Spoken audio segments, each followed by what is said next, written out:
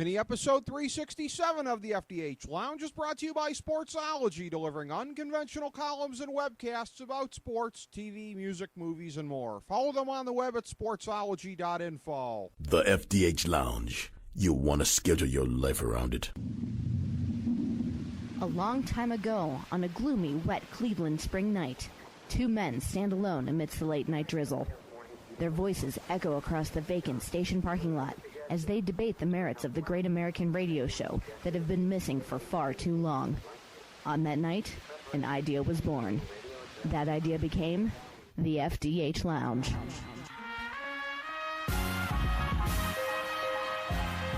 Welcome to the FDH Lounge. Welcome to FDH Lounge, mini episode number 367. You've got FDH Lounge dignitaries, original dignitaries, Rick Morris and Jason Jones coming at you tonight discussing the just completed episode 5.1 of Justified. We are taping this in real time, having just seen the season premiere, and we'll be doing this throughout the course of the season. I like to under-promise whenever and wherever I can, so I can't swear in blood that he and I are going to be able to get together every week, but I will promise you that I will have up some form of a recap or analysis every week with the program, and he and I are certainly optimistic, I'll put it that way, of being able to do this every week. And a lot of times I think we will probably do this right off the bat after having watched it, if it works out. Jason, good to have you on, my man. This is the first one that you have watched in real time after 4 seasons of cramming, watching it in 16 days last summer. How did it feel watching it in real time for the first time? That's my answer. You know, I'm watching this thing as we're going from segment to segment, and yes, they're introducing new characters, and we're seeing some old stuff come up, and it's great. But there wasn't that sort of holy moment, except it just happened while you were filling, if you will. I was able to catch a little bit there. Now, I don't remember the names of the Clover Hill guys from last year. I think that was Lee. I think the funeral home guy is Lee. And him and Boyd were going at it there a little bit. Why don't you talk about what happened in that scene? Because I would say I picked up kind of the gist of it, but you were able to catch it a little bit more closely, I'm sure. Well, yeah, if you go back to previous seasons, there was that whole scenario where Boyd was asserting himself to the aristocracy of, Harlan County or whatever, and they basically told him, there's a right and wrong way to do things, and you don't get to just come in and, stake your claim. And that's where Boyd kind of said, yeah, that's where you're wrong. And then, later on, a couple episodes later, they're at the bar with Boyd, and Boyd basically says this is how it's going to be whether you like it or not.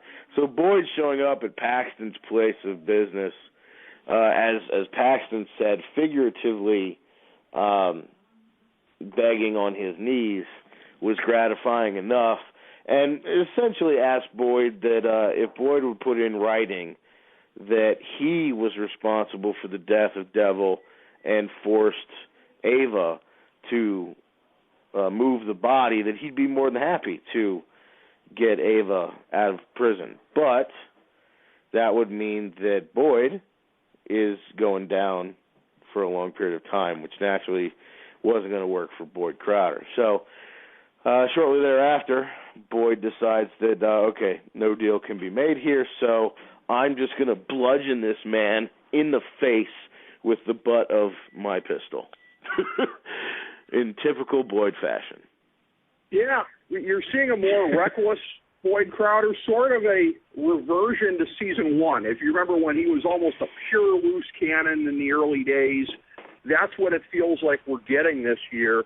A little bit of back to the basics for him, because in seasons 2, 3, and 4, he was really more of sort of the philosopher warrior, a guy who, would give you these flowery talks and, who really thought through his stuff. He almost seems to be going more back to basics. I have to ask you, this is something we didn't talk about in the season 5 preview. There's a little bit of a criticism of the show that I've seen, and I almost kind of subscribe to it a little bit. As much as I love it, I try to be intellectually honest. But the whole thing, season 4, the introduction of Clover Hill, little bit of the term of deus ex machina, where, and I probably bungled the pronunciation of it, but of where the writers will just kind of throw something in. You know, these people, you and I have talked about this off air, how we wish that perhaps it were a 22-episode season, or that it allowed for in terms of actor availability. And I'd love to see someday. I hope we get some backstory scenes. I hope they get the actors that are off the show back together for some flashback scenes, because it would be awesome, like Mags Bennett and Bo Crowder and all of them, and maybe Limehouse. But the introduction of Clover Hill and this whole thing of like, yeah, we're these rich guys who've been secretly pulling the strings this whole time, and, you know, that's why your whorehouse is able to operate, because of us. Did it feel a little bit sudden to you, the way they were dropped onto the canvas? Because I must confess, it did feel a little sudden to me. Well, yeah, there was at that point there was this whole. You thought you had a grip on the community, the towns and whatnot. It did sort of feel like, as you're watching, it's like, oh, by the way, there's this function with these old people that like to swing, and I think I can get an invitation. If we can go there, we can really rub elbows with some power brokers. And it looked like an advantageous situation. But from that point on, it was kind of, it felt a little rushed. I mean, it just happened, and then Boyd did what Boyd does, and then next thing you know, we didn't hear from him for a while until we're back at that bar scene where Boyd basically says, I'm, taking it over whether you like it or not. Well, the other thing, too, and I don't want to beat this point to death, but I do want to analyze it, because you and I are not going to be afraid to go in-depth on this kind of stuff also. Maybe it was a little bit facetious, but I remember when Johnny Crowder was cooperating toward the end of the season, when he was cutting the deal with Raylan, he sort of bitterly said something about, Boyd's getting his house in the suburbs. And I'm thinking to myself, and again, maybe I'm too much of a literalist, because I like to look at a map when I see this, and I see where Harlan County is and everything like that. You are dotted with towns that probably have nothing but triple-digit populations for as far as the eye can see. Suburbs, it's like, I guess we're supposed to believe that Harlan County is a little bit more populous than it really is, but I'm looking at this, and this whole thing of like, where do rich people live? And I've been to rural America, Jason. I went to the Harvard on the Hocking. I drove in and out of rural America for 4 years. And this notion of like, well, this is the enclave of where the rich people are. There are no concentrations of rich people mansions in rural America. There just aren't. So I don't know. Maybe it's not a huge, thing. Maybe I'm picking nits here. I mean, there are nice houses. Don't get me wrong. But there's not the segregation by wealth in rural America that there is in urban and suburban America. Does that make sense to you? Absolutely. I can tell you right now that we live in a modest part of town. We've got University of Colorado Hospital down the street. We have downtown Denver, maybe 10 minutes away. However, if you drive from here to downtown Denver, about halfway down, all of a sudden the mansions come sprouting out of the ground. I get that because it's Denver. Millions of people live here. And I agree with you. My family came from that stretch that you're talking about. My grandparents and great-grandparents grew up in those small towns between Athens and Cleveland. So I know what you mean. There's no concentration of anything, really, in rural America that I'm aware of, the rural America that I've seen.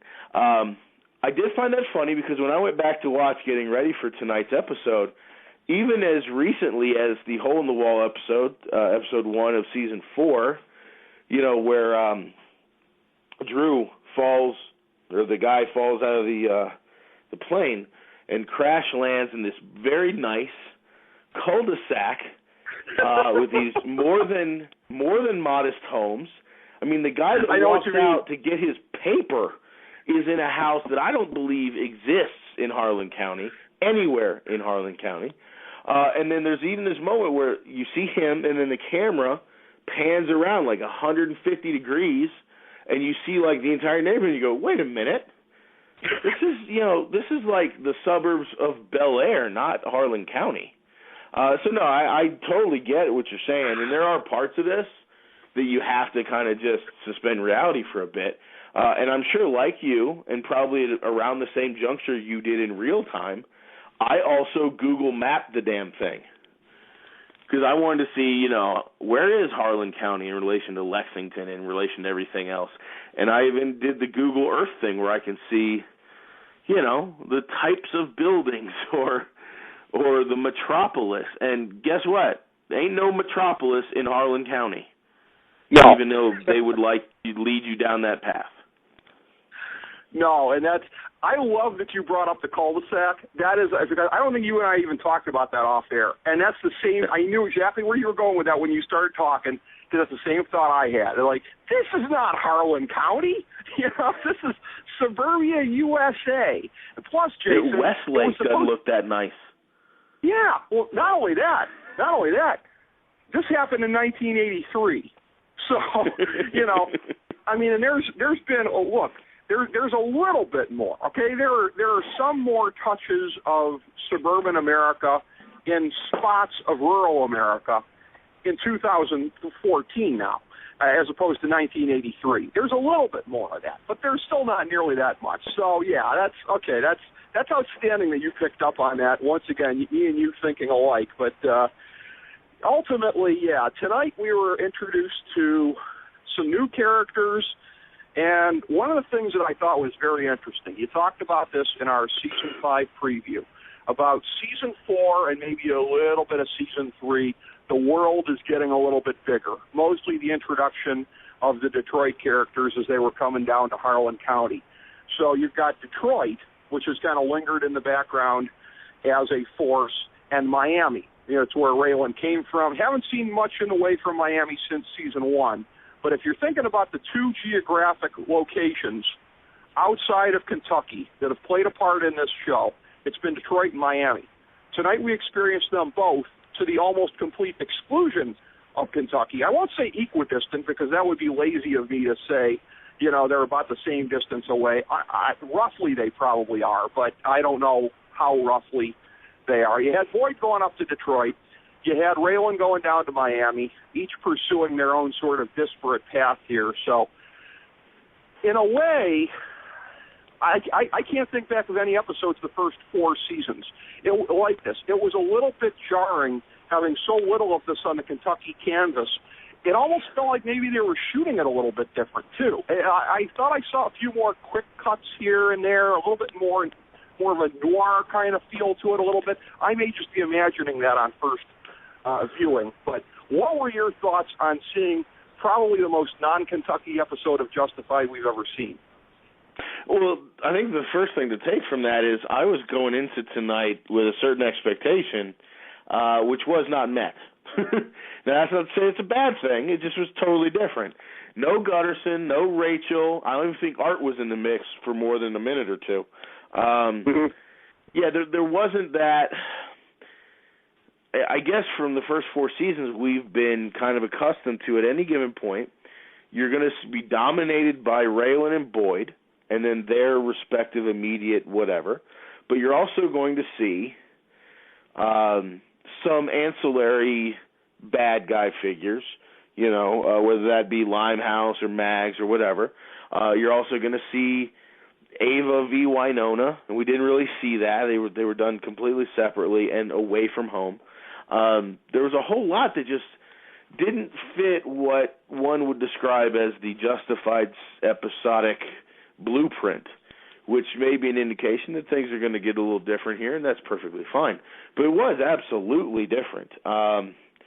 You did have, Dewey Crow in the beginning of the episode, which was, nice little homecoming there. But it was very different. The one thing I'll take from it that I really did appreciate, and this is something that they always do, is you knew Raylan's going to be Raylan no matter what, and he's familiar with Miami, so it wasn't that big of a stretch. But what I really appreciated was when Boyd ventures out of his comfort zone and heads up to Detroit, which, by the way, I have not been to Detroit in a very, very, very long time. I understand that they're not doing so well. But why did it seem like they were post-apocalyptic Detroit? Just throwing that out there. But the overall point being, when Boyd went to a place he wasn't familiar with, he didn't hesitate at all in his Boyd Crowderness. which I appreciated. Yeah, he asserted himself full on. Wynn was a little bit more cautious, but that's sort of more in his nature. He's more cautious on everything than Boyd is. That's the nature of how he rolls. As far as it went, yeah, I agree with you on that. It was a thing of where the Detroit mob, again, they could certainly afford better accommodations in Greater Detroit, one would think. But, yeah, they're however many, 14 stories up it was in this crappy building. I mean, I guess we were supposed to believe that Sammy and his top leadership were hiding from the Canadian Mafia. But again, showing that the Detroit mob had gone into such disrepair since, and I guess it makes sense because it was the Sammy going down tonight. That was the first big, the third big decapitation hit in the Detroit mob. Theo is over in exile in Tunisia, never coming back after the Drew Thompson revelations of season 4, and Nicky Augustine fighting it. Actually, if you think about that, those are the 3 ones right there. If I go back a season to Quarles was maybe not quite the underboss level that Nicky was at, but I guess if you look at it, that a guy like Sammy, who we were led to believe was going to be a very weak leader if he ever took it over, that, yeah, it wouldn't take long to erode underneath him. But very interesting that Picker, who looked like the consummate kind of beta dog toward the end of season 4, and what did he say to Raylan right before they rubbed out Nicky Augustine about something about the higher up you are, the bigger the fall.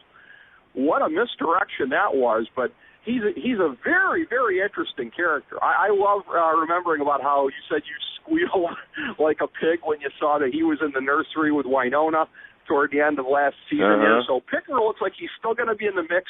You got these Canadians that are kind of interesting, so it did feel a lot different. I will say this, and I'm the same as you. I thought tonight was pretty good, but it didn't really enthrall me. But I'm okay with that. It's like I want to see where it's going. It's setting the pace. I want to see what the season is. I am going to put a marker down and say this. If the show becomes less Kentucky-oriented, I'm going to lose a little enthusiasm. I don't think they're going there. I don't think so. But, I don't want to see it deviate from the world. There's a couple quick things there. First thought, I'm getting ahead of myself. First thought, and this is very American-centric, and anybody listening that's Canadian, I apologize in advance. But when the hell are we supposed to believe that a Detroit mob entity is going to run away with their tail tucked between their legs from the Canadians? I know. Anyway, staying with the Canadian mob, I do enjoy that the 2 guys that they got to represent this Canadian mob were Will Sasso of Mad TV fame. That was and him? I forget the guy's. Wow. Yeah. I thought that was him. Yeah, and then the other guy was, I forget his name, but the only reason I even know who he is from Strangers with Candy, which is another sketch comedy bit. So both being, from that whole sketch improv comedy world, and playing, and they're both Canadian, if I'm not mistaken, anyway. So it was interesting, and I love the line. I thought all Canadians were supposed to be polite or nice or whatever the line was, and then Will Sasso, deadpan as possible, says, "Yeah, wrong Canadians." So I'm interested in that whole thing, but more importantly, it feels, this whole thing tonight just feels like, the carrot on the string. It feels like we're being set up for something, and it's good because you've got the element of no more Sammy Tonin. You've got the new introduction of the Canadian mob. You've got the Florida Crows claiming that Florida is tapped out, and then the last line, I don't know if you caught that, was the kid that played. Some guy that dies in X-Men First Class a couple years ago, the black guy, the Haitian, was said something about, do you have a cousin in Kentucky? And I get the impression that Canadian mob, these Florida interests, along with the Florida Crows, there's going to be something with Winona because she's there. I wouldn't be surprised if all of these storylines come within a few episodes and descend upon Kentucky. And we're right back to our comfortable setting, but we are once again, as always, in conflict with parties from outside. The one thing that I read, I think it was on the TV Guide website, I don't remember exactly, but I think it was there, that indicated that the Crows, and we saw it tonight with Michael Rappaport playing Dale Crow, head of that crime family down in Florida. Which is going to be great. Making their way. Yeah, he was. He was really interesting. And that they'll be making their way to Harlan, and that it's going to be almost like, it was compared to like an invasive kind of thing like the Asian carp, as far as somebody who doesn't really fit into the local fabric anymore, but just creates chaos, much as like an invasive creature would do. That will be their effect upon Harlan County, and so they'll be making their way there. And Dewey going to be a part of things. Dewey in that great opening scene with Judge Reardon, played by Stephen Root, who is one of my favorite character actors. Stephen Root is just consistently awesome. Real quick, just for anyone who hasn't seen it yet, or you're waiting on the DVR, in that cold open, the first few minutes, it's your typical scene, but I'm just telling you to wait for the moment when he says, blah, blah, blah, I'm only going to get $300? He has to be the only one, the only person in the whole courtroom, the whole building, maybe even the zip code that would have got that. And just the judge's exasperation too. Well, I got to tell you, because he's been in so many great roles, and loved him on news radio. And when I was first told, I can't even remember the guy's name, if it's Melvin or whatever it is, but the stapler guy from Office Space. When I was told that guy was played by Stephen Root too, I was like, you got to be kidding me. That guy just rose even more in my esteem. So part of the funny thing is, about the time that Office Space came out was about the first time that I actually started paying attention to, who played who, with the exception of, your big Hollywood stars. And I got to say, going backwards, Stephen Root's amazing. If you go back and look at his resume, in my mind, up until maybe a couple years ago, I literally thought of him as the Office Space guy who maybe did this, maybe did that. And then you really step out of it. He's really solid. He's done a lot of crazy stuff. He's all over the board. Never gets typecasted, really. And he's a phenomenal piece. And sort of as your reaction off air was when the episode first started, you kind of, even as a fan of the show in general, the second you see Judge Reardon, you're like, oh, yeah, it's a Judge Reardon episode. That's how I feel, and it's so funny, too. Somebody had to tell me that he was the guy from Office Space, because that was different than how I've seen him in a lot of his other roles. And I was just like, I have an even greater respect for the guy, because, it's for somebody who's been primarily in comedic-type roles, to speak of their range, it sounds unusual, but it's like that guy can make you laugh in 92 different ways, It's just, and I think he could carry serious roles also. I haven't seen him in those as much, but what you said about Will Sasso earlier on, I thought that was him as one of the two Canadian mobsters, but that just nailed it there.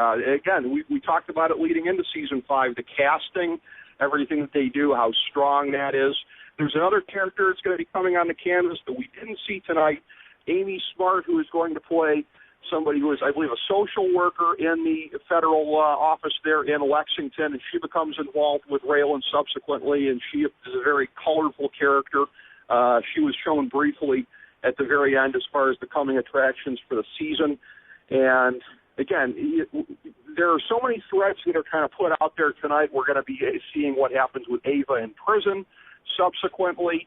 Everything with Winona down in Florida with the baby. That was, I didn't know she had family down there or whatever the thing was that caused her to move down there. That seemed kind of sudden that she ended up down there. But I bet you're right. I'll bet that ties back in somehow, her proximity to the Crow family. At least in terms of there's something there. Yeah. There's something there we're missing. And a lot of times you say, well, that was abrupt. And it was. But I think it's abrupt because there's a detail we're missing.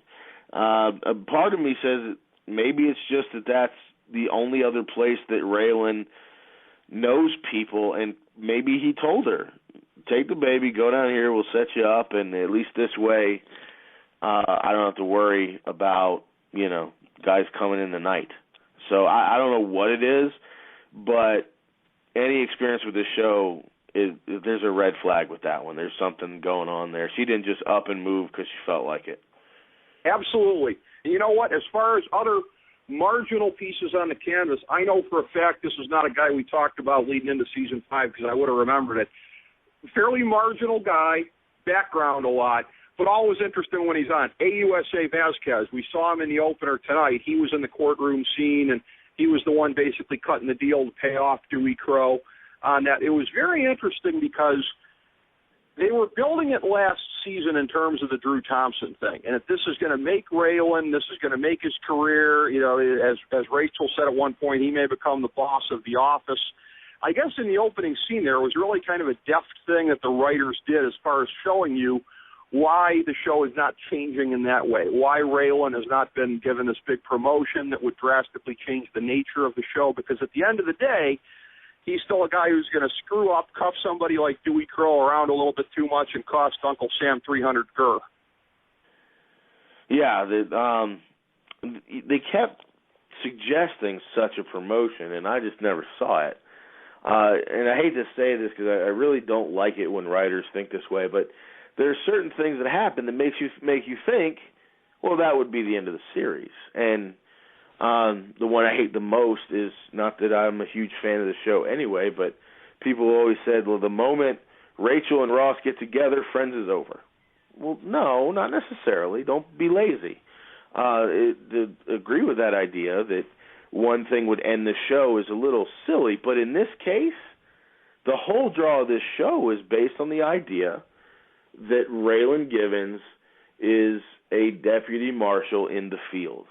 The second you take him out of the field, doesn't it become a spinoff? I mean, it loses a lot if that's the case. Yeah. So I never really believed that they were going to do that, and if they did, they were going to hold off until towards the end of the series. But on the other hand, I guess art can't do it forever. Interesting side note as we're talking about actors and where they come from, I'm not 100% sure on this, but I think that Vasquez is also the sandwich guy from Ugly Betty, which would really help any claim that he is a good actor with range to go from Ugly Betty to Justified. Well, you know what, and I think that is, again, another example of the casting we talked about and the genius of that. So much of the genius of the show comes from showrunner Graham Yost, co-executive producer Timothy Oliphant, who is a big part of the creative, as well as being an actor on the show, the lead actor, and Elmore Leonard, who wrote the novels upon which the Raylan Givens character and the world of Harlan and the Marshal's office in Lexington was created. Elmore Leonard, unfortunately, passing away last summer. A little bit of a tribute to him at the beginning of the show. I did read online, and it's going to be a big part of the Season 5 DVD. They're going to have a very extended tribute to him on there. Unfortunately, that will be probably just about at the end of 2014 that comes out, and here we are at the beginning of it, so we only have to wait about 10 or 11 months for that. But it'll be worth seeing. It was a great tribute at the beginning, and it was great to see the actors out of character talking about Elmore Leonard and what he meant to this world. Yeah, I to be honest, had no idea that he was the, I guess, stalwart that he was in the writing community. 45 books. I had no idea there were 45 of them. And it wouldn't bother me one bit if they took this cast and made 45 feature films, so which they're not going to do. But really good stuff. And there a nice little bit in that little mini tribute was Boyd's character, Goggins, I think is the last name, reading an excerpt from the pilot episode as it appears in the scripts or as it appears in the written text, however you want to see it. And it was interesting how those words arranged the way they are don't mean anything, but then as he's reading it and then they crossfade over to actual Justified footage, you go, oh, wow. He really was good at what he did. And I can absolutely see how any interview you ever watch of these people, they always rave up and down about how you have to do it right. And he's a character guy, and if you do it wrong, it's not going to be any good. If you do it right, it's going to be phenomenal, which is, you just got to give a lot of credit to that man for what he put together in the book form, and that these guys are good enough to translate it accurately on screen, because it is a phenomenal show. And that's the greatness of the show. They adhered to it strictly. They've had the credo of what would Elmore do really from day one, and they basically intend to kind of continue along those lines. It's regrettable here that as we reach the very end, I don't have the time for a full-blown discussion on this part, but I do want to put this out there just for you to react to. Slate Magazine, which I have always found to be, in recent years especially, something that's just dedicated to trolling on different things. They troll a lot politically, especially to people of my political persuasion, but they troll on a lot of different things. I don't know if you saw this. They put up a thing there, and they're part of this whole hipster contingent I've told you about. Season 2 was the best ever. They put up a thing on there today in the headline, railing it in. Justified is still better than almost anything else, but it's not the show it once was. And it's talking about Seasons 3 and Season 4, which you and I have talked about how they've expanded the world and everything like that. And here's what they say. As a comedic procedural, Justified remains aces. As a thought-provoking drama, well, Raylan's pants continue to fit him very nicely. They accuse the show of slumming. So I just thought I'd let you tee off on that with some well-earned outrage here at the end. Well, you and I can have a conversation, and we can even share it with the world, and that's lovely. I would really relish any opportunity that we have, if you ever feel like doing it, to reaching out to these, trying to keep this politically correct, we'll just call them idiots for the moment, and I would love to roast them on air for all to enjoy, because and I'll go as far as say anyone who thinks that Season 2 is monumentally, if not at all, better than the others, we can go point, counterpoint, and we can absolutely roast them on a skewer. Because here's the thing. Really great shows, and I'm experiencing this with Breaking Bad now. I've experienced it with West Wing for a while, and then they got to a point where it was just too much and it wasn't as good anymore. But generally speaking, these good shows, I'm not a Mad Men person, so I can't speak to that or Walking Dead, but I'd be willing to bet that in the last 5 years, all of the shows that are consistently nominated for Emmys, that are considered to be the best television has to offer, like Justified, grows in a manner consistent and intentional with the writer's wishes. Meaning, yes, you could start with Season 1 and grow into Season 2 and grow into Season 3 and grow into Season 4 and so on, and keep building and keep adding to the stack and keep spreading the foundation out and making this bigger and bigger and bigger until, guess what? Newsflash, ultimately the whole damn thing has to come crumbling down. That's the point. I have a feeling, as I get towards the end of Breaking Bad, that's going to be the scenario, but that's for a whole other show.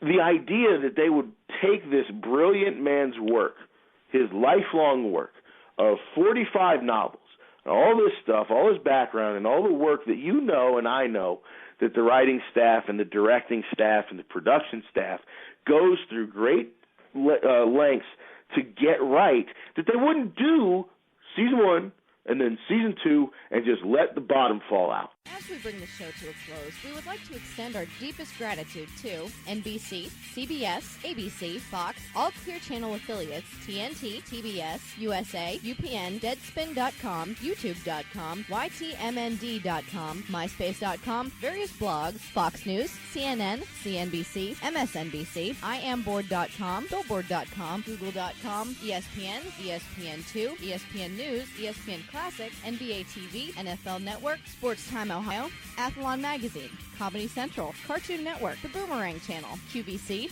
BET, The Spice Channel, Steno Notebooks, Manwich, Papermate Office Supplies, waitresses, strippers, bartenders, garbage men, janitors, microwave popcorn, the writers of The Office, Scrubs, Entourage, My Name is Earl, Oz, Metalocalypse and the Boondocks, Aquafina, and The Periodic Table of Elements.